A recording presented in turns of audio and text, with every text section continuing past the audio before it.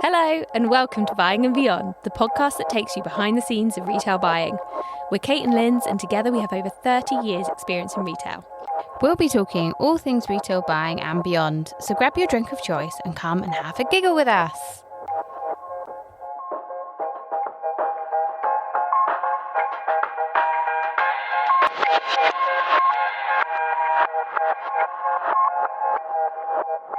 So, hi everybody. Today we are joined by Anna, the founder of Mardy Bum Active Club and an ex-Next buyer.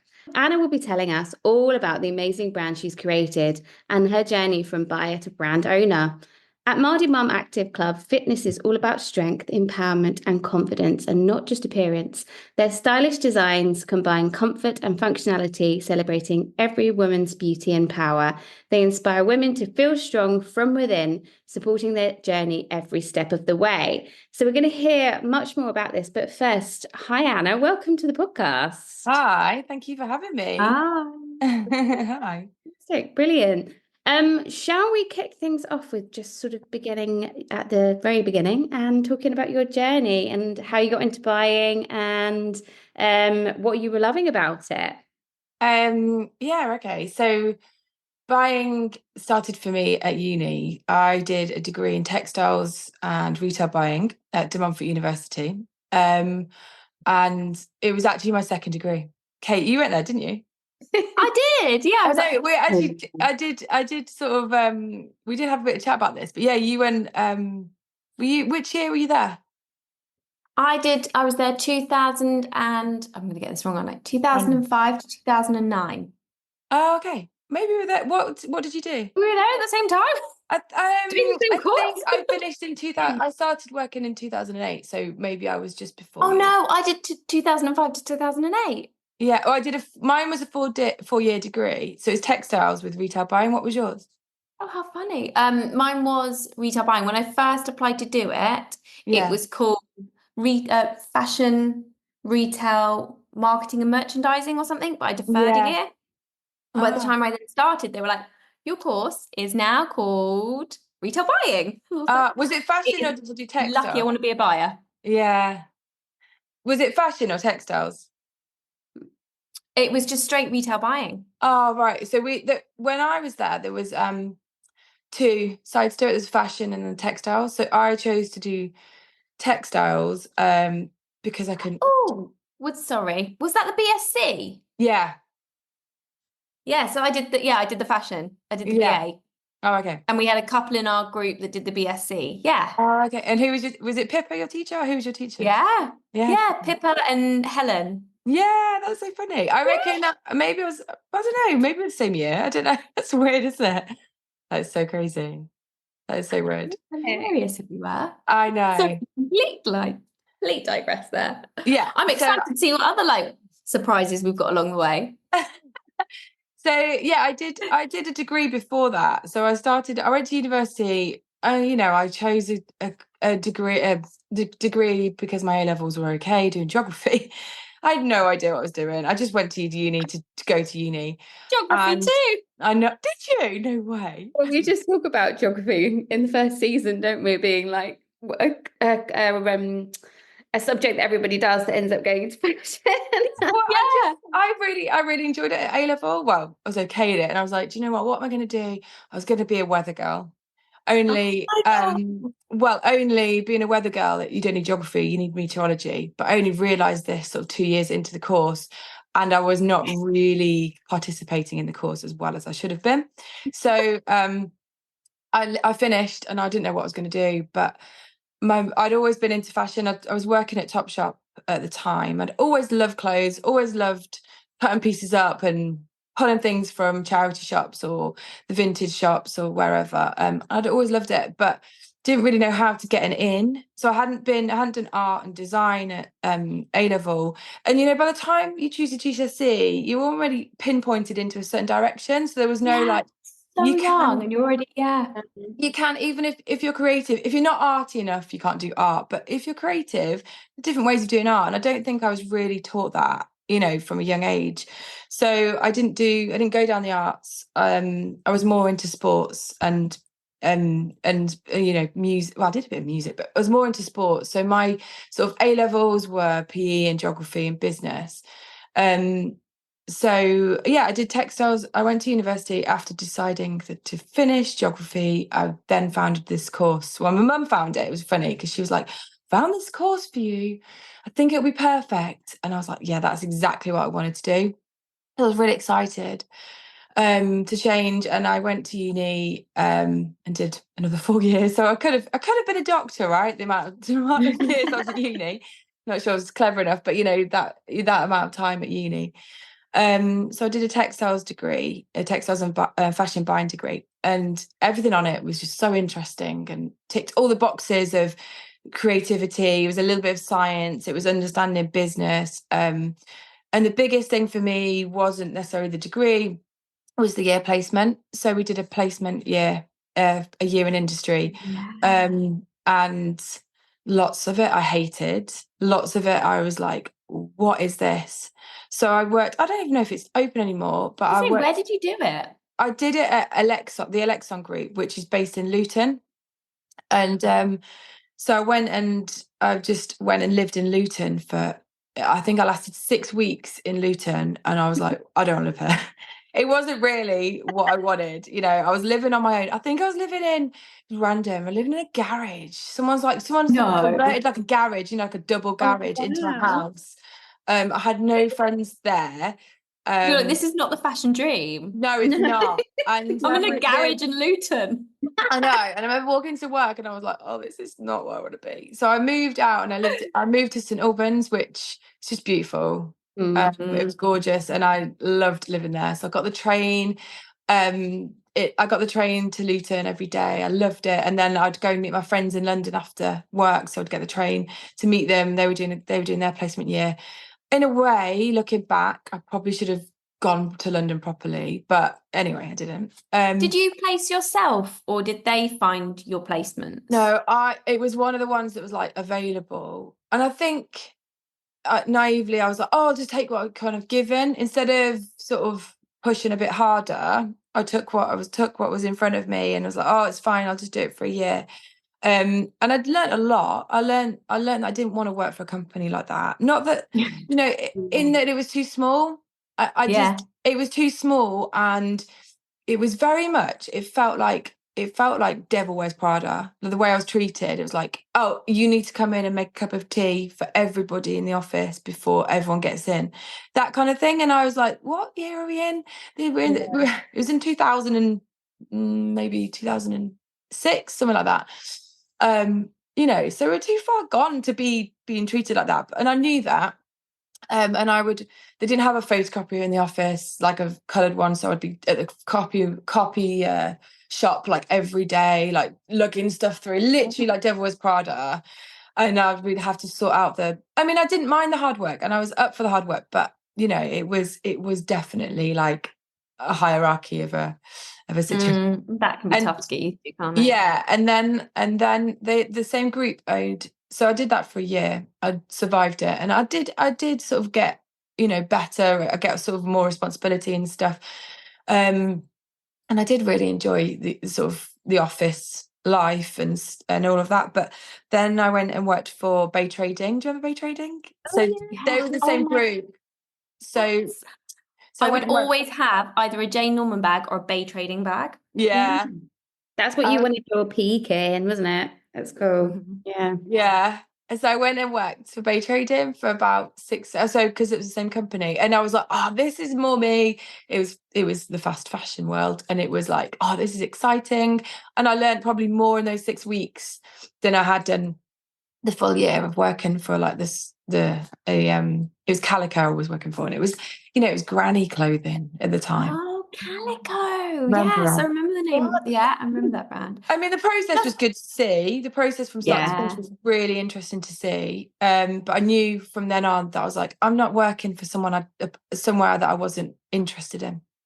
So then I went and finished. We finished our degree, so we did another year of doing the dissertations and all the presentations and all of that kind of stuff. And I did my dissertation on my husband's best mate. So my husband was a well, his boyfriend then, he was a rugby player, and his best mate had injured his neck playing rugby. And my dissertation was on whether a brand could become successful based on what was the title? Can it move from a sympathetic reason to a brand focus and be marketed to be something positive? So he's called Matt Hampson. And so my idea was to create a clothing line for him, from sympathy to sales. That was the title. So, it was a charity to start with. And then I was like, oh, it'd be really cool really good to sort of use his story and his energy and build a brand based on that. So people are inspired by him. So it's quite funny or weird that was my dissertation. Yeah. And I'll come back to sort of where it connects later. But so I did my dissertation on that. And then we applied for jobs. So I then went and applied for a job at Next on their graduate scheme. And at the time I was living with, so some of my friends hadn't done the placement year, so they had finished the year before. So like UK, if they did fashion, they finished a year before, so they didn't do placement if they did fashion for some reason. I don't know why. Yeah, I don't know why. It really tempted me to do the BSc, because I was like, oh, year in industry, that'd be amazing. Yeah. I can't remember why I wanted to do the BA. Yeah. So some of my friends were already, so one of my friends, Maria, was already at Next on the scheme that I wanted to get onto. And we ended up living together with two other girls who were already on the graduate scheme. So I was living with a group of Nexties already, and then I got on the graduate scheme. So it was amazing. Post-grad, living with like girlfriends, living the dream, and I loved it. And I swear, so I started on lingerie as a trainee buyer. So for people that don't know, buying starts with, well, some places it's buyer's admin, isn't it? But trainee buyer is the graduate scheme at Next. And it was really good. It was like a school. It was like going to university, like a post-grad sort of course. And they take you through, they school you, they teach you on loads of different aspects of buying, on different, I'm sure there's lots more now. But when I was there, it was things like we'd understand the different laws that we're allowed to do. So, copyright, we'd look at things like the buying process. Probably, I think we did a bit of that. That sounds really good, because so often you do start out as a BAA, and there isn't that much. I mean, I know when we were accessorized, they started, by the time I was at buyer, I think they were starting to bring in like Brands Academy, which was like a step list and a checklist of like what you need to achieve to like get to the next level. But most of it was you're learning on the job. Like, it's not like school, you're just thrown straight into it, and you're post lady, and you're distributing everyone's parcels. You're really reliant on your manager as well, being a good manager. Yeah. No, there was a lot, and it really depends what team you end up on, rather than having something like a graduate scheme. Sounds brilliant. Yeah, no, it was good. There was a lot of the post stuff and admin stuff.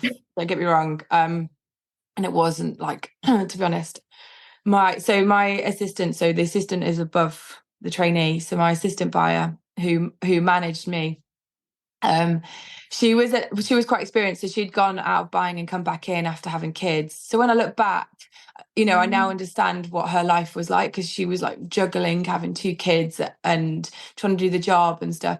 She was great because she wasn't interested in, she just wanted to work really, and she wasn't really interested in the bits that, when you get into buying, some of the things that I really loved was, the idea of when I started was I really wanted to travel, the inspiration stuff is really exciting, all the sort of colourful creative side of things, that's what I really was passionate about.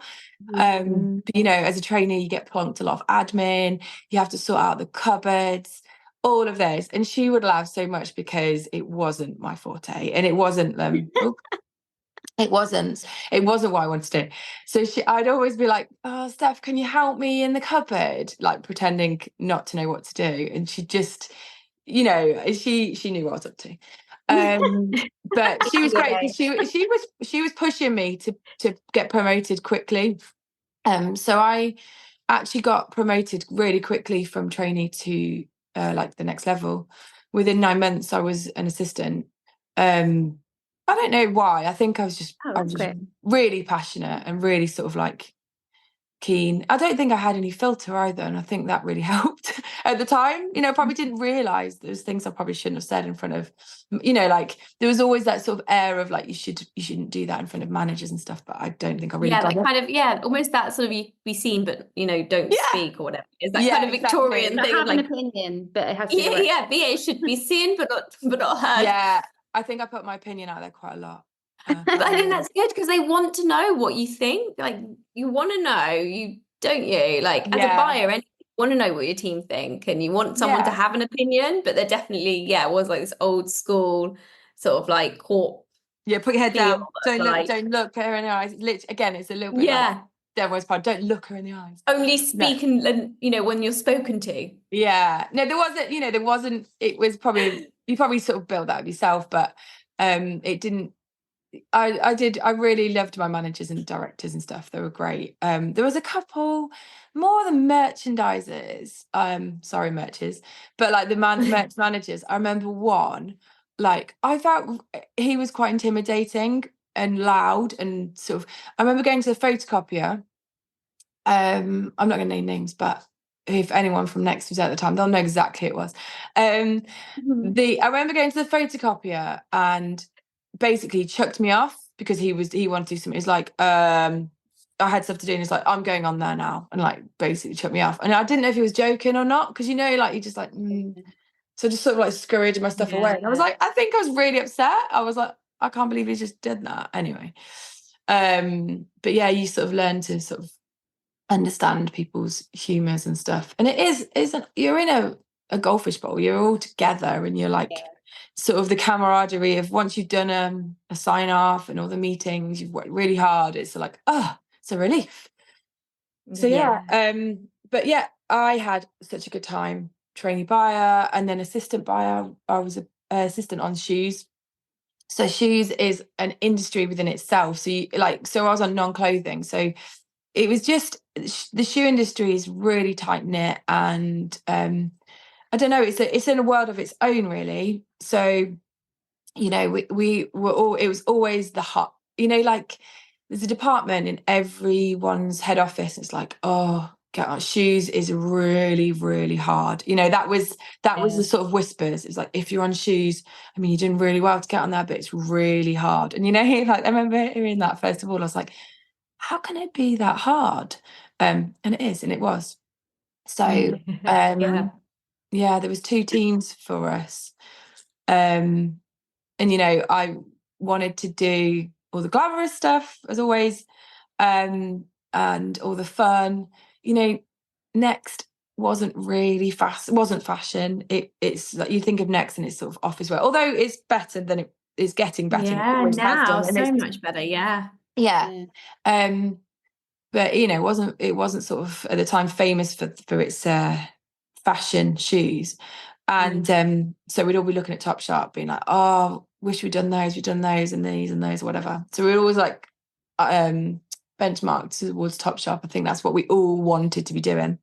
But anyway, moved on shoes, and I got slippers, which as a 20-something was like, slippers, oh for fuck's sake, but it was so much fun. Like it was really fun, especially the novelty ones at Christmas. Yeah, exactly. I love buying slippers. Oh, it was so much fun. And I dabbled towards the end of my career actually in slippers. Yeah, I know, but I mean, I did it accessorize. Did you? It was good fun. It is good fun. So we did a range and we called it. So my merchandiser was called Oliver or Ollie. So we did a range and we named it Ollie and Anna. I mean, how fun is that? So this whole range of Ollie and Anna slippers. So there's my claim to fame, is the slipper range at Next was called Ollie and Anna. Yeah. And we got a label. We got like labels printed. We got it trademarked. So that was probably my first experience of like my own brand, really. Oh, that was so amazing to see in store. I know. And then the nightwear team took it on. So it was Ollie and Anna they had a whole range of like slippers and nightwear. So I was like, oh my God, this is a bit cool. It's like expanding. I think so. I still have a pair of the slippers somewhere, and they were really nice. They were like ballet flats with little bows. So you could probably wear them now. Actually, it's a bit of that ballet flat trend going on. But yeah, so I did that, and then my buyer manager called me to one side one day and was like, Anna, we want you to do a range that you would want to buy. You know, that is the dream, right? Someone telling you, you've got this money, you can go and buy whatever you want. And we're going to call it the runway collection. I was like, oh my word, is this happening? Right. So I got free reign to go and pretty much do a runway collection. So I was an assistant. I know. So I was an assistant, but I had a buyer above me. And so there was two shoe teams.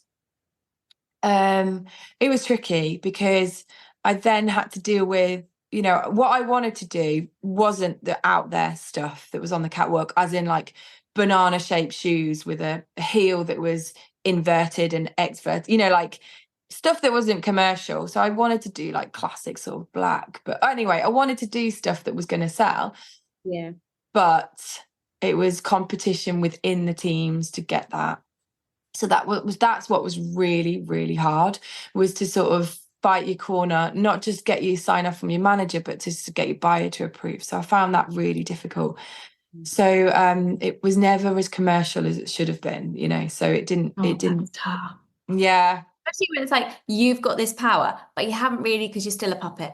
Yeah. Sort of and it thing. was like, and so the control was really not my buyer manager, it was the buyer at the time, who was like, no, you can't do that because that's my range, that's in my range. No, you can't do that because that's mine. Or if it came out looking good, she'd be like, no, we're going to move that to the main range because it's you're like, so I'll just have the crap stuff then. Yeah, exactly. So what happened, I would get the stuff that was quirky, so everything was really quirky. I remember these one wedges were like the wedge was covered in like yellow. Oh, they were horrible. Anyway, so they didn't work. Because we took inspiration from the catwalk, and it was too much. I mean, like next customers didn't look at the catwalk and be like, oh, I really want those yellow banana wedges.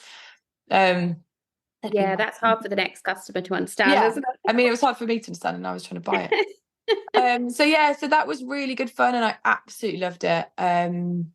And then what happened? Then I got like a junior buyer role on hats, gloves, and scarves, which again was really good fun.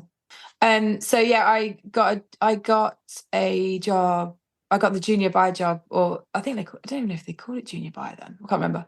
But it was hats, gloves, and scarves, and I was buying like that range, and it was actually a really big range to buy. So it went from it kind of expanded a little bit from like hats, gloves, scarves. It went to gilets, and you know, it spread its wings, and it was probably getting into knitwear at some point.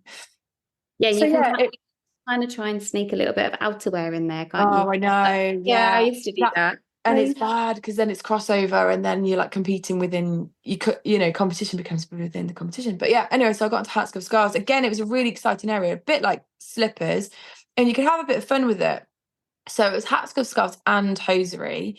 So yeah, it was really good. I really enjoyed that, and I got to meet. Look, I went to China, got to go to factories, got to go to Italy a lot, got to travel, inspiration trips. You know, absolutely loved it, and I was just living the sort of buying job that I wanted to do. So that was junior buyer, and then I went for a job in Guangzhou to go and work for. So Next had its own sourcing company within Next, so I went to go to work for them in Guangzhou, and then something stopped me. I think my buyer manager was like, do you want to do this? And I was like, I'm not sure I do.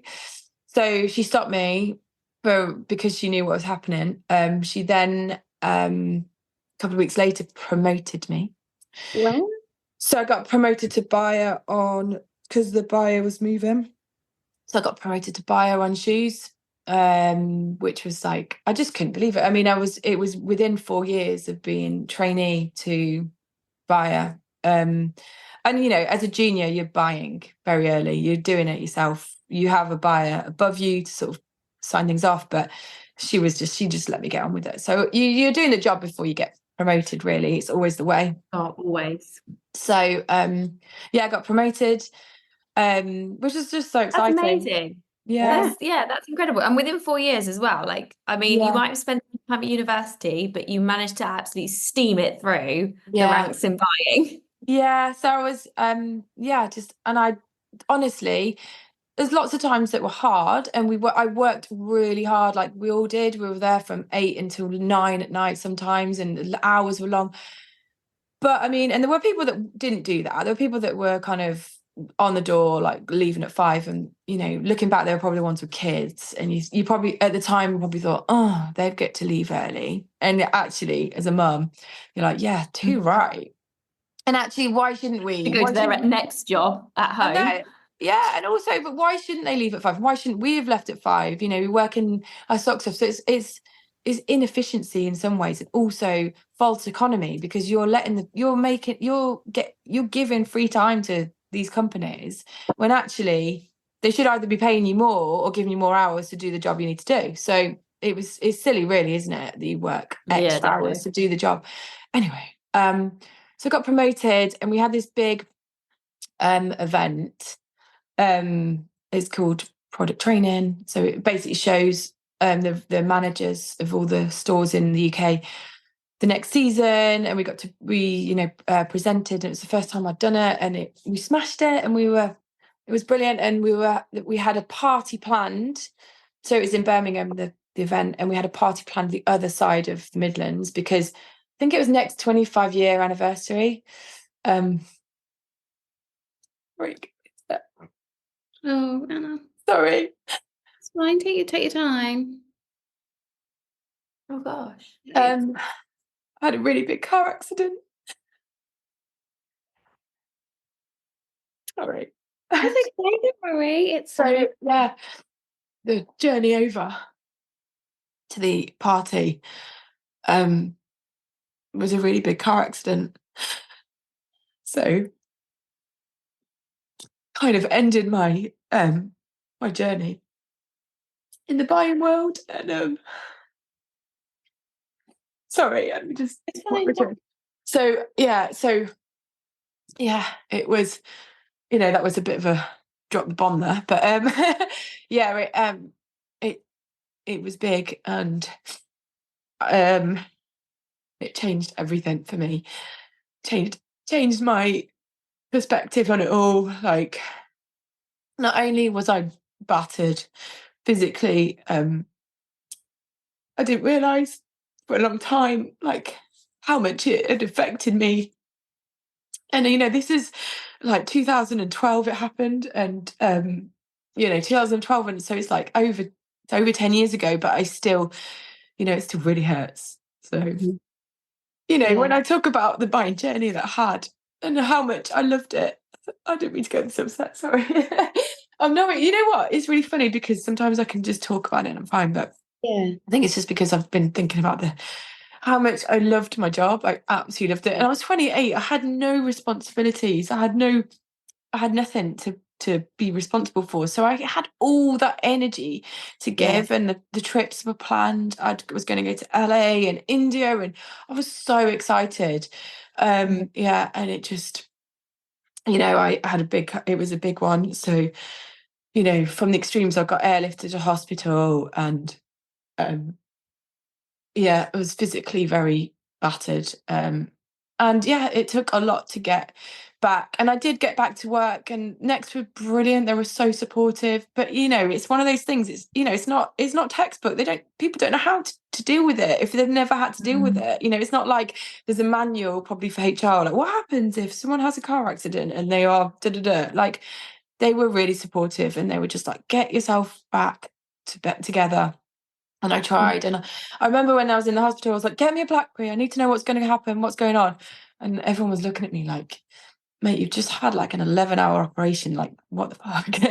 But, that was, my mindset was I was just so determined. And, and I just didn't think, and do you know what? I don't think I ever had a day off work before that. Yeah. So to be off sick in any guise was just not in my makeup. And I just loved my job. So it was a big one, and it physically, like I said, battered me. And I don't think I really realised how much and at the time, even 10 years ago, the mental health wasn't really talked about, not enough anyway, and not even, and I'm sure it is more now, but probably still not enough. But I was not the same person, and I and in some ways there's lots of positives that have come from it, but also, you know, it was really tough. So probably about a year later, I did try to go back to work, but there was just a couple of, I didn't have the energy, and they put me on a sort of like they put me on an area because they'd given someone else the shoe job in the end, which is fair enough. It's a business and they have to do what they have got to do. So they put me on like double D to G swimwear, right? And I have got no boobs. I've got no understanding of what.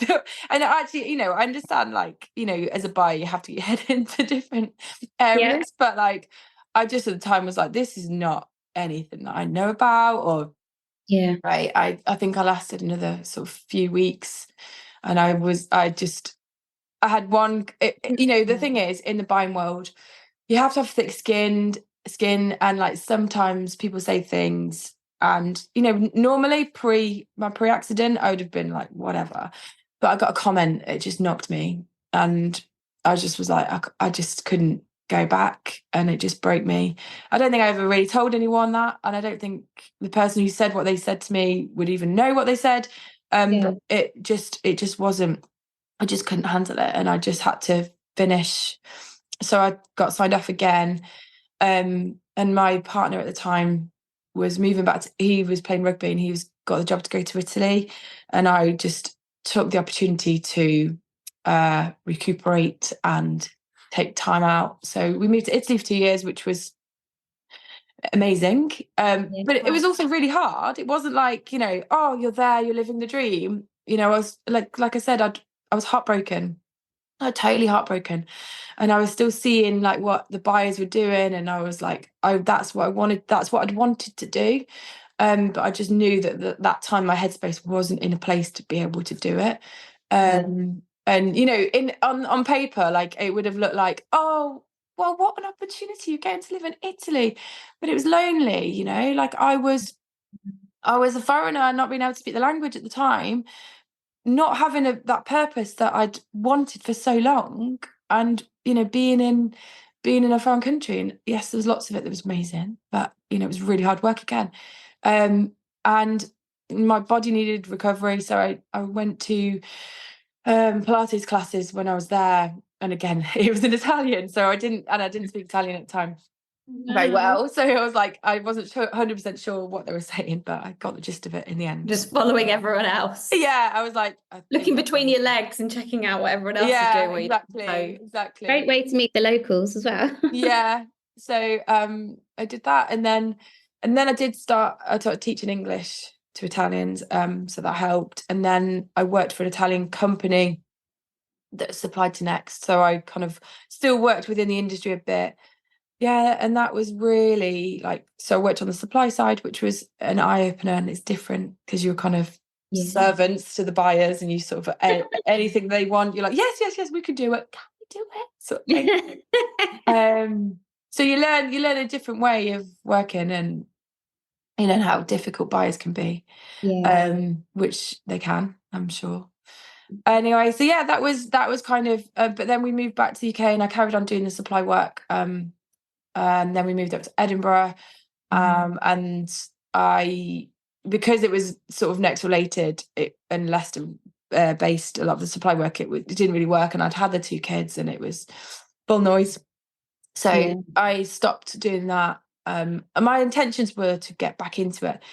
But then I found that Pilates was really what I needed. And I just felt so passionate about, actually, it felt good. And it felt like I was giving good when I was doing it. And I was like, do you know what? I want to teach others, because I just felt like I've always loved clothes. Like I said at the beginning, always loved fashion. And I love the industry in lots of ways. But I saw how, you know, the other side of things really, and I just felt like I just didn't want to get back into it in the same guise.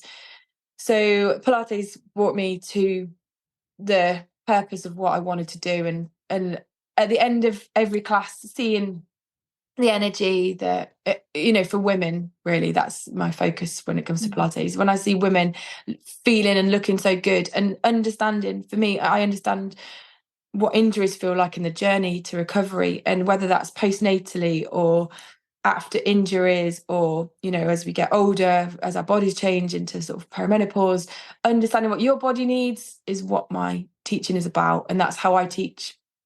So I love to see at the end of a class, like the energy shining through their faces, the smile that women smiles quite often during the class. There's no smiles, but after they finish, like, fuck.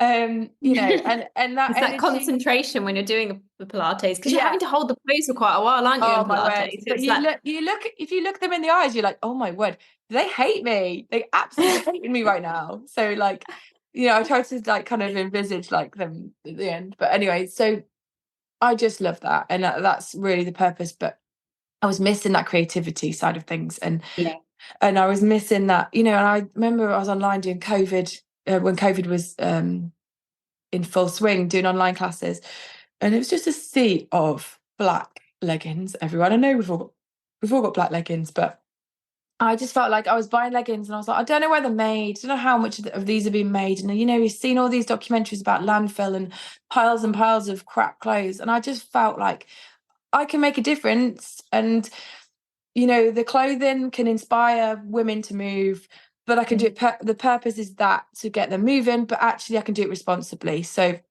there's two sort of messages with my brand. Yes, I talk about responsibility as a brand because I think all brands have a responsibility. So I try really hard to make sure that the things that I'm making are responsibly sourced, whether it's as local as possible within the UK, whether it's using yarns that are recycled, you know, all these factors that it should be non-negotiable and should be sort of part of every clothing brand's starting point. But really the purpose behind it is to make women feel good and make women feel that, you know, activewear doesn't have to be about looking sexy. You know, there's plenty of brands out there that do that. It's about that feel good factor. And if I can sprinkle that on my brand and on my clothing, then that's my job done, to be honest. So that's Mardy Bum. So yeah. Amazing. Thank you so much for sharing. What a journey. I mean, sorry, didn't mean to cry. I'm fine now. No, but I think just going back to the point you made when you were talking about your dissertation, isn't that just such a, you know, I don't know what the words to describe it, but, you know, the fact that you did that for your dissertation and then, you know, experienced it in real life. Wow. Yeah. Cool. Yeah. I know. And it is weird because I've taken a lot of power from the accident in that, you know, to make things better. I've got the option to not do activewear. I could do any clothing if I wanted, but I just feel like it matches with my purpose of making women feel good. And if I can sort of pair them together, then that's what the brand's about. Fantastic. And so what's your ambition for Mardy Bum then? Where do you want to take it? What's in the future for you, do you think? Well, world domination, number one. Do you know, the thing is, right, the problem is with building a brand is you only see the benefits financially when it gets to a certain point and size. And I feel really uncomfortable with that because I'm like, do I want to be also, you know, part of that building, part of that sort of overproduction which you see? So I think it needs to be slow and steady. You know, I could go and mass produce everything and get lots of like benefit from the price reduction, the economies of scale of that. But actually, it's not really what I'm trying to do.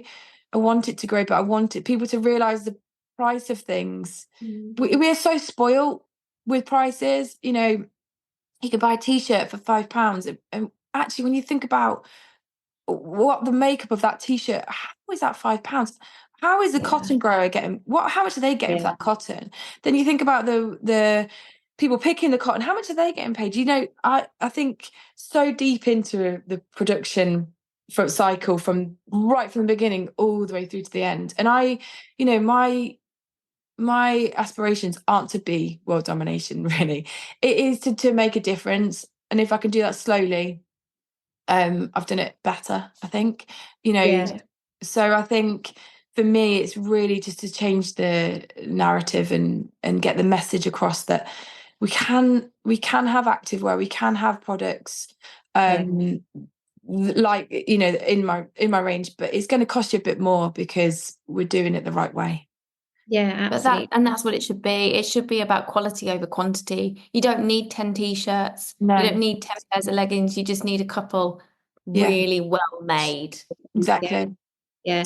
I've been loving what you've been doing with your spin on Black Friday.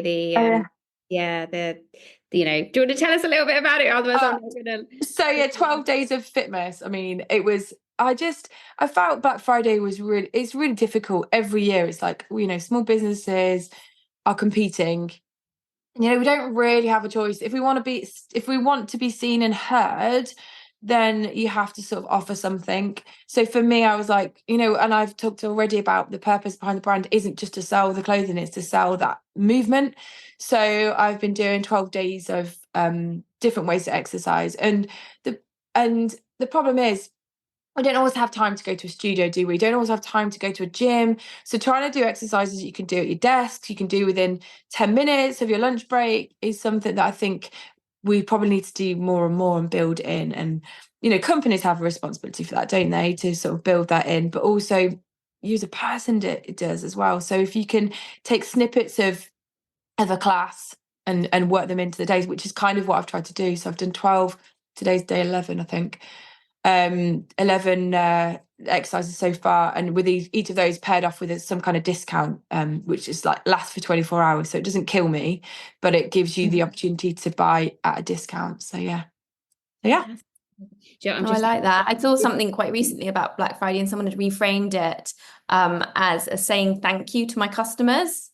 So like you say, they can't really do anything too big, and it's really hard to compete with the big people. I don't really want to be fueling it either, but also do appreciate that from a customer point of view, actually getting something and having an opportunity, you know, a thank you for being a loyal customer is quite a nice thing. But like you say, you can't run yourself into the ground for it. No, exactly. Yeah. But I love all these different kind of creative ideas that people are coming up with. It's not just Black Friday in your face, slashing up prices. But what's really hard is, you know, the big companies can do that, can't they? They just slash and they're like, oh, this is our discount, because they've planned it into their ranges. So quite often they'll have a planned markdown, and they'll have products that they plan to sell for £30. They were never going to be £70. So they've already making their money. They're not, you know, so it's not so it's easy for them. So being small, you have to be so creative to be heard. And that is really hard work. So, you know, the difference between buying for a big company to creating your own brand is massive. You know, having your own brand isn't just like, oh, I'm just going to do this, it's going to sell. It doesn't always sell.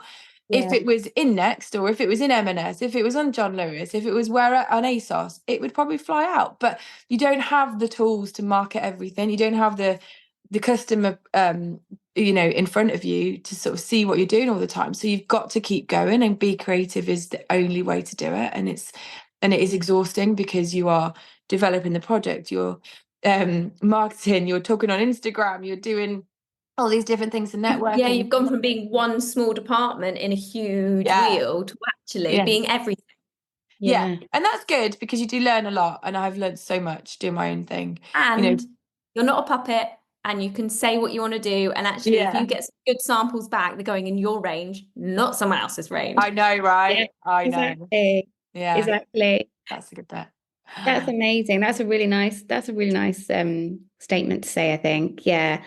So one of the things that we've been asking everybody recently is there anybody at the moment that you really admire in retail? It can be a brand or a person. Is there any, do you think there's a brand that's doing some really good things? I think, you know, when you look at the top brands, I've got a lot of admiration for what Finisterre are doing, actually. Turns out, I mean, my sister-in-law is a buyer for them, and she's, you know, they're doing an amazing job of creating a brand that is getting bigger, but they're doing it responsibly. I mean, I'm sure there's times that they've had to really think about what they're doing. You know, they've moved from I think they started off with fleeces, and now the range is huge. But yeah, I really like their brand. I really like what they're doing, because they've got behind it, it's this sort of sea and the movement within the sea, so surfing and sea swimming, etc. So I really like what they're doing. in the activewear world, there's not many that I really look up at. So I think, I'm trying to sort of pave my own way with that. But yeah. So Brilliant. Yeah, I like Finisterre. Whereabouts do they produce? They're all over the world, but their head office is in St Agnes in Cornwall. Interesting. Yeah, I've bought a few things for them for my brother and yeah, it's nice. Similar to you, like their ethos resonates. Yeah, definitely. No, they're good. They're a good brand to follow. So yeah. Should we have some retail therapy?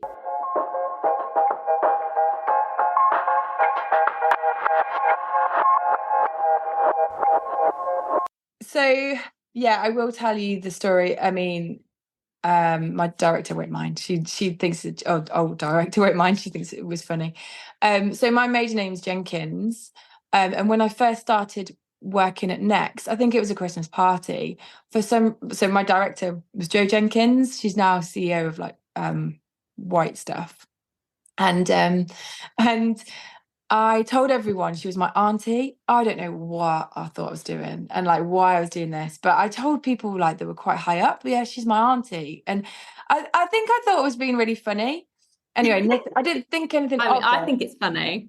I didn't think anything of it. I think I was just I didn't think anything of it until the next day we were at school, maybe at school, at work. I got called into her office. Rachel, who worked on the reception, was she was her receptionist. She called me and she's like, Jo wants to see you. And I was like, oh, okay. As a trainee, your director never wants to see you. So I went in. She's like, so I heard that I'm your auntie. And I immediately sort of crumbled. And I was like, oh no, why did I say that? I was like, oh yeah, stuttered away. And she was just like, well, why didn't you call me your sister? Like that. And then sort of left, dropped in, and then I walked out, sort of tail between my legs. But yeah, it was quite funny. And recently I wrote a blog on my website, and she saw it and made a comment and put Jo, your sister or something in the brackets. So nice. she remembers it. So yeah, she wouldn't mind me telling that. But yeah, there's probably lots of stories I could tell you. Oh wow. I remember her at M&S. I love that one. She did some really good things there. I was always sort of in admiration of her. I mean, that's so nice though, isn't it? What a recognition to get. Yeah, it's funny. It is funny. But yeah, that's a good one though. She was great. I was just going to say that's better than one of our when we were BAAs. One of our colleagues, trauma friends, she thought it was appropriate to dance up and down our founder and our founder's son. And then she told him that she was from Topshop. Oh. They were like, what's your name? She was like, I'm so-and-so, I'm from Topshop. Obviously, they were like, well, why are you at the accessorised Christmas party? And also the next day, we were like, he's going to see you. He's going to see you here. Are you crazy? Why are you dancing on him? That was so funny. I know. I don't know. I mean, you're in a world of just especially Christmas parties. You just got to be so careful. Careful. Yeah. And when you're young and impressionable, and the drinks are free flowing, and you think something's funny, I think you got off lightly. That was hilarious. I know. I have to. There are probably worse stories, but maybe I'll save it for another time. No.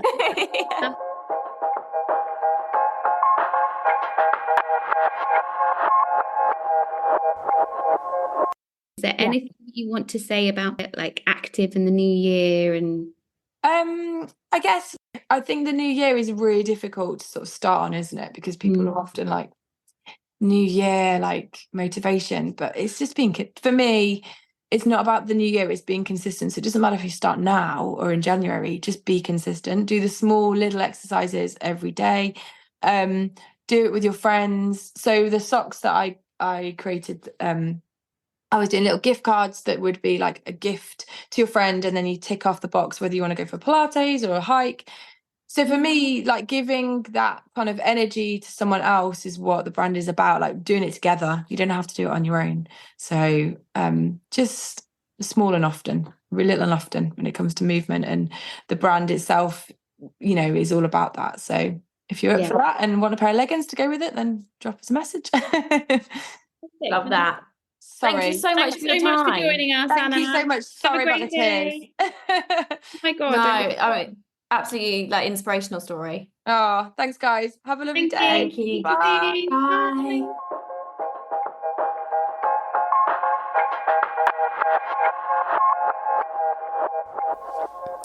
If you've enjoyed listening to this episode, please, please, please like and subscribe and leave a review.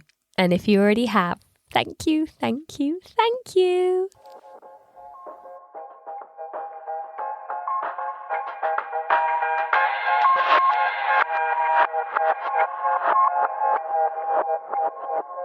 We all need a bit of retail therapy, and this is the perfect time for you to offload about that super cringeworthy story.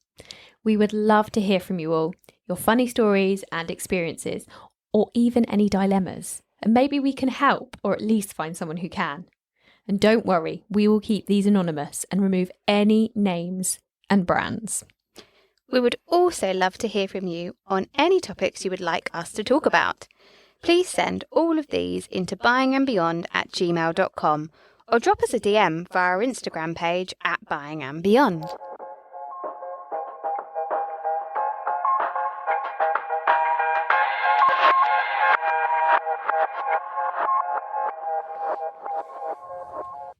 Kate, are you a drama queen? No, Drama just makes things interesting. that's true. All these thoughts and opinions are our own and based on our own experiences working for a wide variety of retailers. These are all in the hope to entertain and educate, and not to reflect negatively on any place we currently or have previously worked.